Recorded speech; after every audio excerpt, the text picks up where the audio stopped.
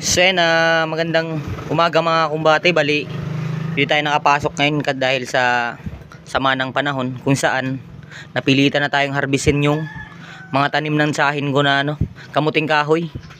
Dahil ayun, mapapansin nyo mga kumbate, hindi pa siya masyadong kalakihan, pero na harvest na natin para mapakinabangan pa ho. Kasi ngayon tubig baha, malalim na yung ilog dito sa may bandang Barangay Lacarad, kung saan sa pilitan lang natin yung hinarvest kahit maliliit pa, kaysa naman hindi mapakinabangan. Ayan, si Balong tsaka si Hinkil Karen, binabalatan namin mga kumbate para ipagiling, para gawin nating suman. Bali ito, malapit na namin mapuno yung isang planggana ng kamuting kahoy. Bali titignan natin mga kumbate yung area kung saan namin to hinarvest kanina. Ito pa nga yung iba, oh. Ayan.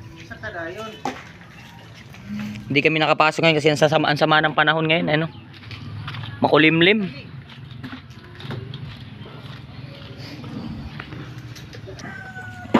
Ayan. Bali pinagtutulungan namin para madaling matapos.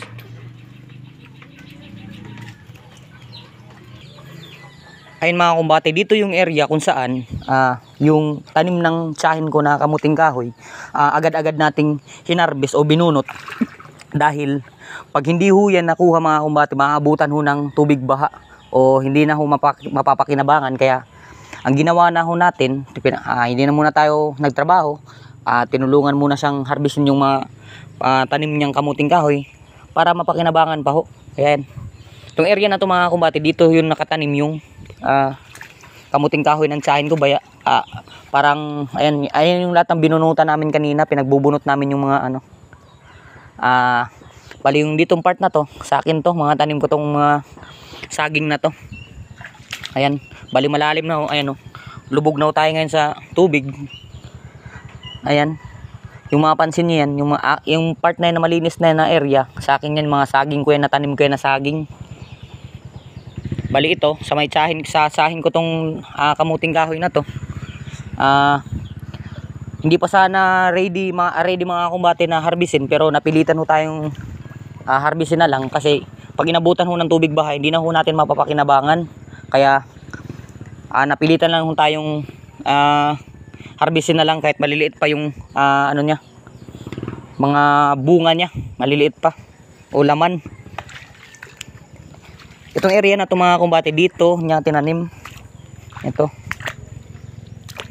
bali marami-raming pa yun. Ito, iniwanan na nga namin yung maliliit. Dito ko nakatanim yun. Bali hindi pa ho siya nakakabawi dahil sa mas ma-okay lang daw yun, at least mapakinabangan kaysa naman hindi. Dito sa may part na to, medyo mataas-taas pa dito, pero sa dito banda sa akin, wala na, lubog na. Kung saan, dyan part na yan mga kumbate, hanggang bewang na ho yan, tubig dyan. Ayan, kinuha lang natin para mapakinabangan pa ho natin. Yun yung namin, kung bakit namin yan hinarvest ng kahit hindi pa siya prepared o ready na harvestin. Kaya talagang inano lang natin para mapakinabangan pa ho. Ayan, medyo talagang malalim na ho yung Agusan River, kung saan ayan, marami nang kahoy na tinatangay.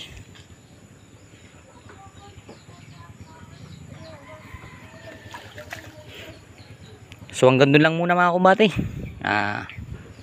Maraming salamat.